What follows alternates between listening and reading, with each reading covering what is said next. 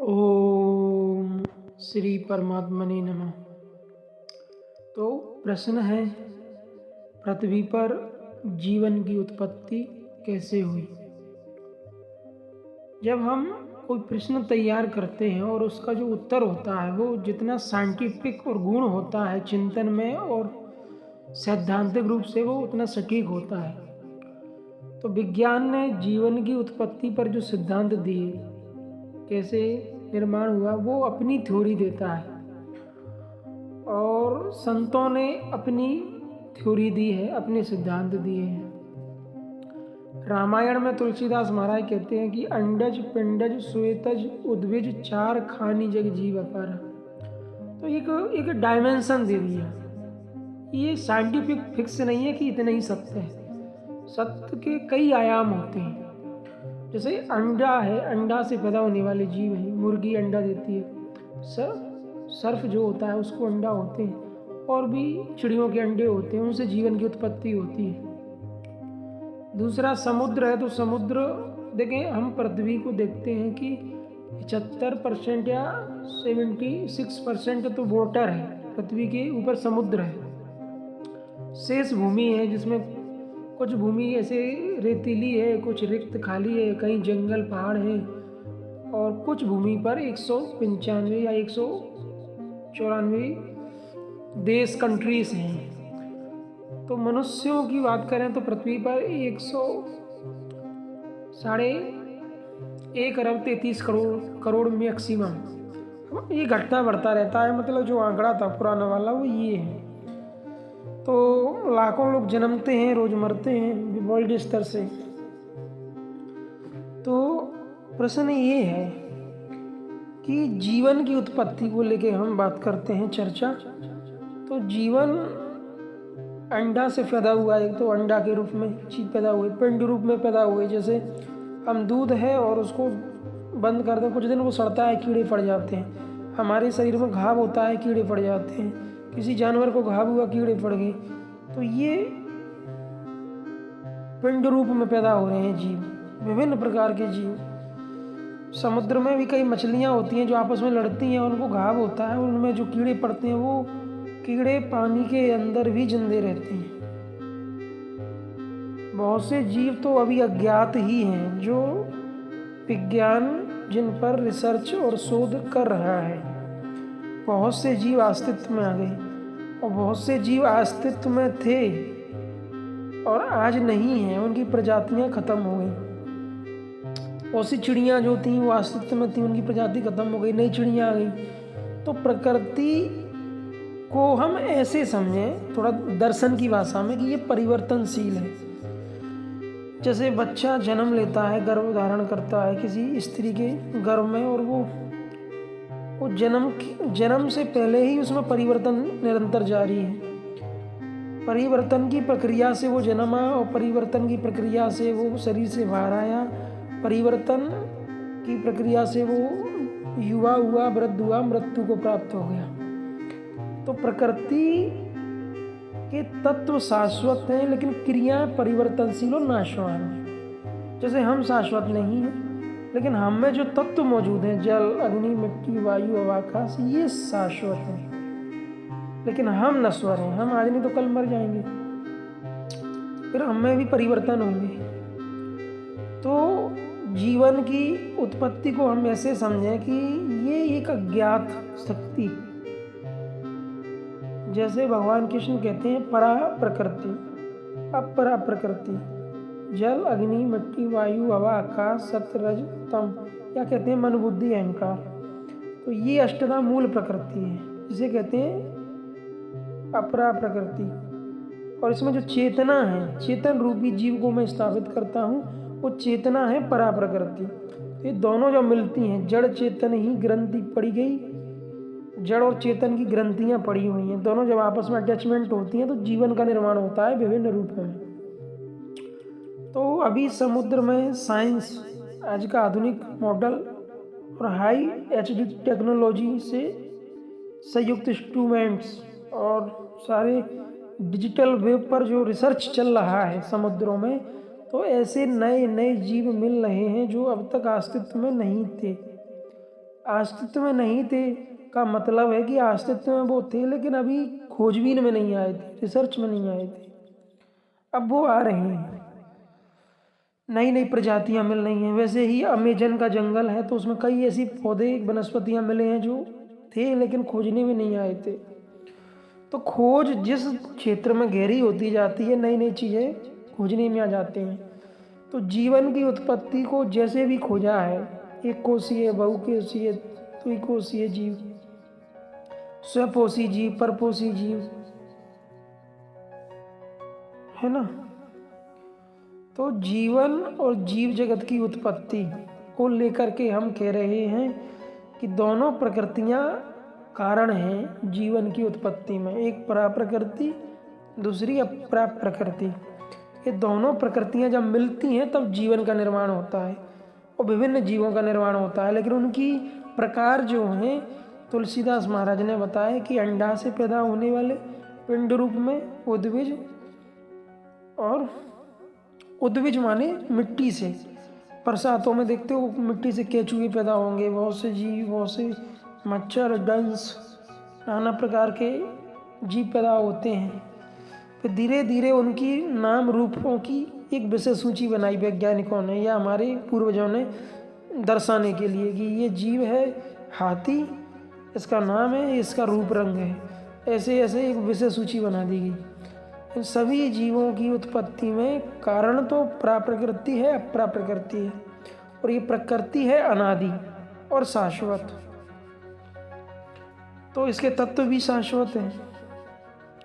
लेकिन जीव जो इससे पैदा होते हैं वो मरते हैं और जन्मते हैं। ये दोनों प्रकृतियों से अनंत जीव पैदा होते हैं और मृत्यु को प्राप्त होते हैं, फिर नए पैदा होते हैं। जैसे सागर से लहरें तो पैदा होती हैं और विलय होती हैं, फिर वो विलय होके वो लहर द्वारा नहीं पैदा होती, नई लहरें पैदा होती हैं, विलय होती हैं। ऐसे हमने जन्म लिया प्रकृति की व्यवस्था में, आपने जन्म लिया, दोनों प्रकृतियों से हमने जीवन को कुछ समय तक जिया और हमारी मृत्यु हो जाती है। तो फिर वह प्रकृति परा और अपरा नए जीवों को पैदा करती है, फिर नए जीव पैदा होंगे, वो मृत्यु को प्राप्त होंगे। तो हमें जो 70 से 80 साल का समय मिला है मानव योनि में, ये बहुमूल्य है कि इस जीवन और इस समय जीवन से हम कितना अच्छा कुछ कर सकते हैं जो लाभान्वित, चाहे हम अपने लिए कुछ अच्छा करें, समाज के लिए करें, परिवार के लिए करें, या देश के लिए, विश्व के लिए, या हम विश्व जगत संसार के कल्याण के लिए कुछ करें, कितना हम पॉजिटिव कर सकते हैं, ये महत्वपूर्ण है। अब आत्मा के लिए कहा जाता है वेदों में, उपनिषदों में महापुरुषों ने कहा कि ना वो जन्मता है ना वो मरता है। नैनम छिंदंती शस्त्राणी, उसको शस्त्र छेद नहीं सकते, अग्नि जला नहीं सकती, जल गला नहीं सकता, वायु सुखा नहीं सकती। वो अंतर्यामी आत्मा शाश्वत परमात्मा है। आत्मा को परमात्मा क्यों कह देते हैं? क्योंकि वो थोड़ा परे है प्रकृति की व्यवस्था से, परा प्रकृति अपरा प्रकृति से भिन्न है, इसलिए थोड़ा परे कह दिया परमात्मा। बाकी ये जड़ प्रकृति और चेतन प्रकृति, ये दोनों प्रकृतियों को कहते हैं मूल प्रकृति। तो दोनों को कहते हैं मूल प्रकृति, ये भी अनादि और शाश्वत है। जैसे हम आकाश की तरफ देखें, क्या आकाश का कोई वध कर सकता है? इसका कोई नाश कर सकता है? जल का, अग्नि का, वायु का, हवा, इन पंच तत्वों का कोई नाश नहीं कर सकता, तो इनकी क्रियाओं का भी नाश नहीं होगा। जैसे ही पांचों मिलते हैं तो 25 हो जाएंगे, फिर हलन चलन करेंगे, आकाश में बिजली कड़कना, ब्रह्मांड में क्रिया होना, गति होना, यूनिवर्स में गति होना, धरती में गति होना, फिर उसके जीवों में गति होना, प्राणियों के प्राणों में गति होना, हलन चलन होना। तो ये सारी, जैसे आप अपने शरीर को ले लीजिए, 5 तत्व का शरीर है, जब पांचों आपस में मिले 25 हो गए, प्राण में हलन चलन हुआ, मन में विचार, भावना, चिंतन, तरंगें सब पैदा होने लगी। और असल में अध्यात्म है ही इसलिए कि जीवन में आनंद, प्रेम, शांति, करुणा, सदाशिवता, मैत्री, निर्वाण का विकास हो। अध्यात्म की विभिन्न प्रक्रियाओं में जो एक प्रक्रिया ध्यान है, वो आपके मन को शून्य कर देती है। वो क्या कर देती है, आपके मन को शून्य में ले जाती है आकाशवत। वो आपके शरीर में छुपे सूक्ष्म ज्ञान विज्ञान को जागृत कर देती है। और उसके लिए अध्यात्म है, अध्यात्म विद्या है, अध्यात्म के कॉन्सेप्ट हैं। शरीर में रोग व्याधि होती है तो उसके लिए आयुर्वेद है, आयुर्वेद के सिद्धांत हैं, उसके कॉन्सेप्ट हैं। बाहर जगत में हमें काम धंधा करना है तो उसके लिए सिद्धांत है, नीति नियम है, कॉन्सेप्ट है। तो हमारा टॉपिक का केंद्र है कि जीव जगत की उत्पत्ति। तो ये दो प्रकृति कारण हैं जिससे जीवन की उत्पत्ति होती है। फिर जो है विज्ञान ने अपनी संरचना अपने ढंग दे दिए।